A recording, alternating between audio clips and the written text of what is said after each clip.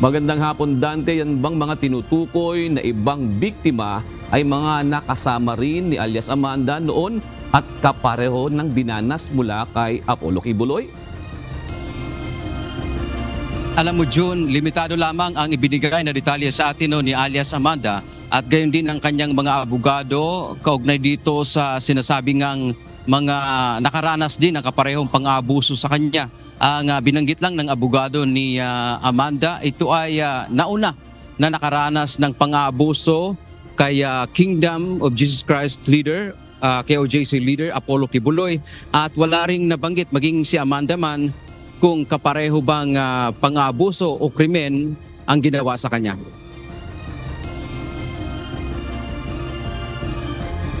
Matapos ang ilang taon, muling nakaharap ng biktima na si alias Amanda, si Kingdom of Jesus Christ o KOJC leader Apollo Kibuloy kaninang umaga.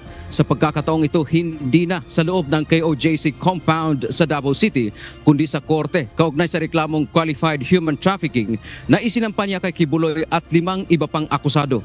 June, dahil hawak na nga ng mga otoridad ang religious leader, nanawagan si Amanda sa mga kapwa niya biktima ng pang-aabuso umano ni Kibuloy na lumantad at maghain ng reklamo. Ayon sa mga abogado nito, may mga iba pang biktima at complainant dati na nauna sa kanya na hinaras at bigla na lang umanong naglaho at hindi na nila alam kung ano ang nangyari sa mga ito.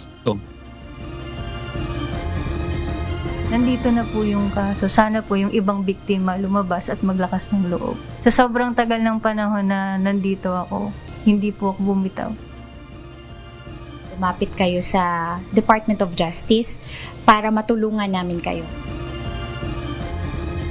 June, kaugnay ng development ngayon sa kaso laban kay Kibuloy, malakas ang paniniwala ni Amanda na makakamtan ito ang hustisya sa ginawa sa kanya kahit 10 taon na anya ang nakararaan. Inabusoan niya siya ni Kibuloy noong 17 taon pa lamang siya at ngayon ay 27 taon na. Ang naramdaman ko po talaga is sobrang saya kasi po hindi ko naman po talaga ine-expect na mahuhuli siya sa tagal-tagal ng oras na nagtago siya kasama pa yung iba. Ayon sa mga abogado ni Amanda, walang politikang sangkot sa kasong ito. 2019 pa nakahain ang reklamo sa DOJ at ulit-ulit na dinismiss ng piskal sa Davao. At sa ilalim na lang anya ng Marcos administration, nagkaroon ng desisyon na iakyat ito sa korte. Kaso lang, natulog lang sa DOJ under the previous administration. Kaya sabi ni Attorney Domingo, paano maging politically motivated na final namin under the previous administration. Ang Department of Justice naman ay handang tumulong kay Amanda kahit na pagdating sa proteksyon tulad ng pagsasailalim sa kanya sa Witness Protection Program o WPP. Samantala, June, matapos maghain ng not guilty plea si Kibuloy at iba pang kapwa-akusado nito sa Pasig City Regional Trial Court kaninang umaga sa kasong qualified human trafficking, naghain din ng kaparehong not guilty plea si Kibuloy at mga kapwa-akusado nito sa Quezon City RTC Branch 106 sa kaso naman ng sexual abuse at child abuse. Pastor Apollo C. Kibuloy and the other accused pleaded not guilty, and the rest of the proceedings will be set thereafter. Hindi naman nagtaka ang mga abogado ni Amanda sa naging hakbang ng mga akusado. Sa publiko naman, pakiusap nila ay maging maingat sa mga impormasyon hinggil sa kaso. Sana habang pending yung kaso, yung ating publiko maging mapanuri sa kung ano man yung naririnig nila kasi hindi natin may iwasan ng fake news. Talagang laganap siya.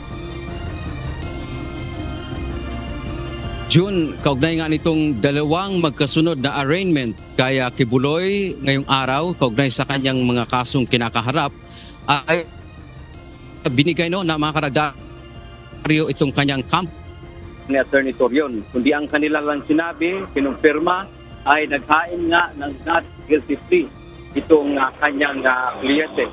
At batay sa ating nakuhang impormasyon mula sa magkabilang panig, ay nakatakda June itong pre-trial dito sa Pasig City. Ito yung non-bailable case ni Kibuloy sa darating na October 17. Samantala ito naman, bukod pa niyang kaso na dyan sa Quezon City RTC, Branch 106, ay medyo mauna ito June ng isang linggo, ay nakatagda naman ang pre-trial sa darating na October 2. So yun muna ang ating update mula dito sa Quezon City.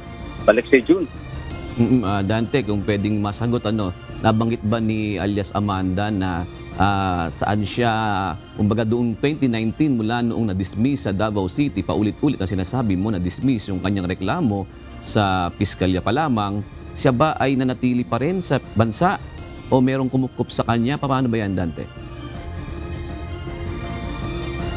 Yes, Jun, alam mo, maging yung kanyang mga abogado, aminado rin na may pagkakataon hindi na rin nila alam kung saan nagtatago itong si Amanda dahil nga mayroon ding security risk sa kanya. Sa katunayan nga, kapag lumalabas siya sa publiko ay hinaharas o binabash siya, lalo na sa social media.